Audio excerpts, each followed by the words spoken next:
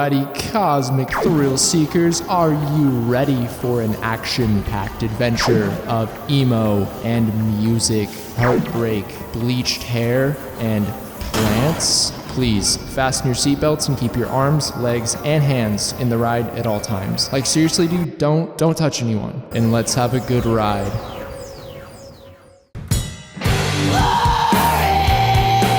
So glad you heard me calling. So glad you know my name. So my first experience with Prince Daddy and the Hyena was actually on a record label's website, and I gotta come clean with y'all, I passed them up hardcore. The label in question was called Broken World Media, which is now defunct to say the very least, which I'll expand on later in the ride. But I remember going to that website so much to buy stuff and try to find new artists, and I remember one day I was like, alright dude, let's check out something new. So I randomly scrolled until I found two names that tickled my fancy. I vividly remember being like, okay, so are we gonna check out Posture in the Grizzly today or Prince Daddy? And that day I ended up choosing Posture, and looking back it was a great choice, but I do regret not getting into Prince Daddy a little bit earlier. But as a wise old man in my 20s, I've come to realize that all that really matters is the here and the now. And here we are. Prince Daddy is crafting some of the best rock music in general right now.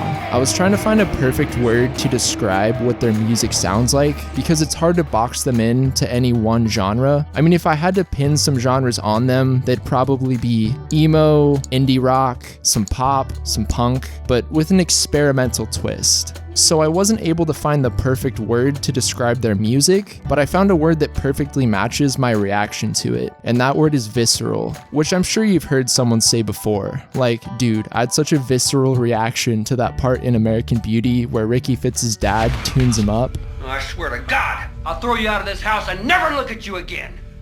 You mean that? You damn straight I do. Having a visceral reaction is almost an instinctive, guttural wave of emotions to an experience or stimulus. Another way to look at it is when our emotions become something we can feel in our skin, in flesh, in bones, and gut. And I personally challenge you to listen to this song and not have a similar type of reaction. The talk you marry on the galaxy on all left the road. I Lost My Life is the first track on Cosmic Thrill Seekers, and just wow, dude. In the world of emo, I haven't heard an opener that intense and poignant since an introduction by the Hotelier.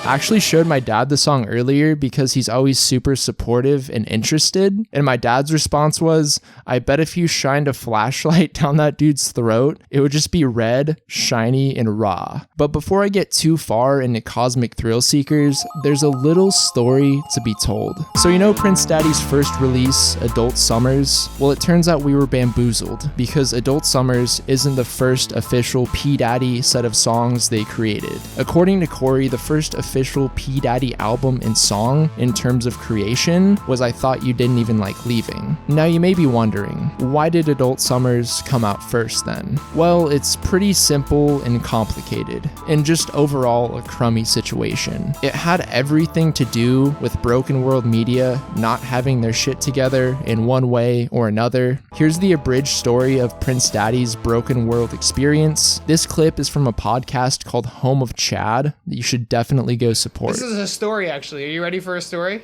Let's do it. Buckle up. Hold on to your butts. Our first label was Broken World Media. The record you know as our first record, Adult Summers, is actually not our first. We wrote that after I Thought You Didn't Like Leaving. Our record label screwed us over, and it took a year and a half after they had the masters of the record for them to release it, even though they said it would come out. They promised it would be out a year and a half before it came out. So we had to sit on songs we wrote in high school for a year and a half.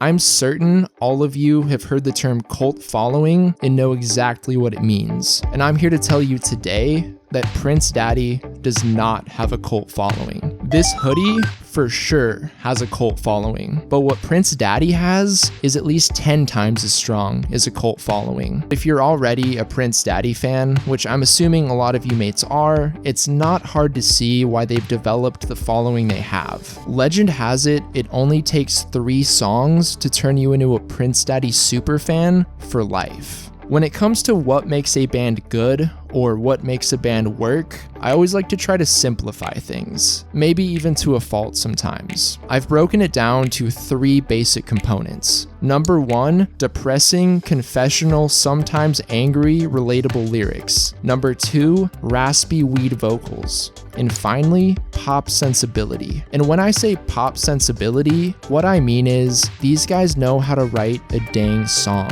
One that you want to sing along to right away and come back to and won't get out of your head. User Artbox from Sputnik Music sums up their appeal very well with a one-liner. Angry punks and musical competency do not have to be mutually exclusive.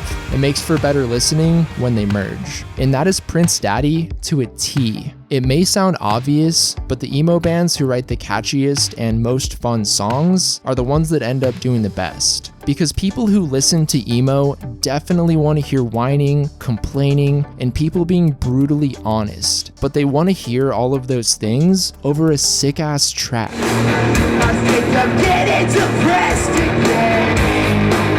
I think I'm missing all my friends.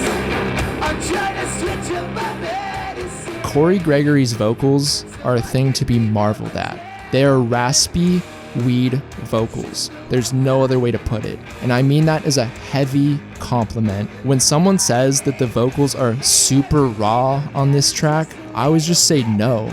You just haven't heard Corey Gregory. All other vocals sound cooked to perfection next to his. I believe a large part of the appeal when it comes to emo bands is the vocals. If you can't personally identify with their overall sound or delivery, you're just not going to connect with the band as much. With Prince Daddy, people are either going to fall in love with the vocals or be completely turned off. Their material is just so abrasive and out there, and the lyrical content may not be for everyone. But for the people that love it, they really love it. You either have a love affair with them or just don't really care. Because I don't think I've ever heard a band reference Ninja Turtles 2 or the ending of Jurassic Park 3 in their lyrics, but Prince Daddy does it so elegantly.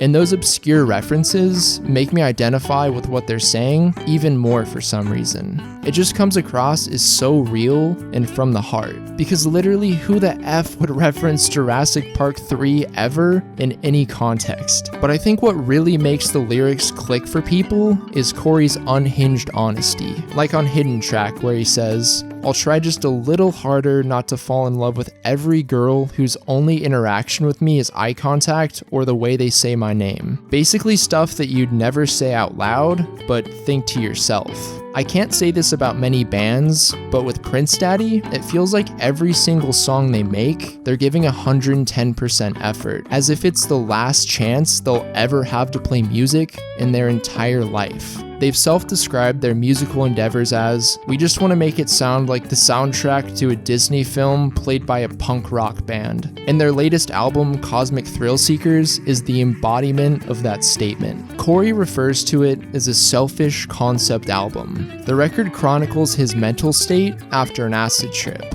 But apparently it wasn't the trip itself that messed him up, but his mental state afterward. On an interview with The Fader, Corey says, "It was just me constantly thinking about the rhyme or reason, what causes what." The album is split up into 3 parts or acts, all based off Wizard of Oz characters. And these characters reflect his mental state throughout the album. The heart, the brain, and the roar. And it all feels so cohesive because the entire album blends together beautifully. Track 1 is part of track 2, and so on and so forth. It really drives the idea that this is one big grand tale told throughout the course of a record. It offers an experience that no other band in this scene can bring to the table. Prince Daddy and the Hyena have truly created their own little universe that will live on forever in musical form. And I'm happy to reside in it whenever I put on Cosmic Thrill Seekers. Hope you have a great rest of your day. Thank you for watching. I saw the best minds of my generation popsicle, frozen all the same and slowly melting from the Adderall.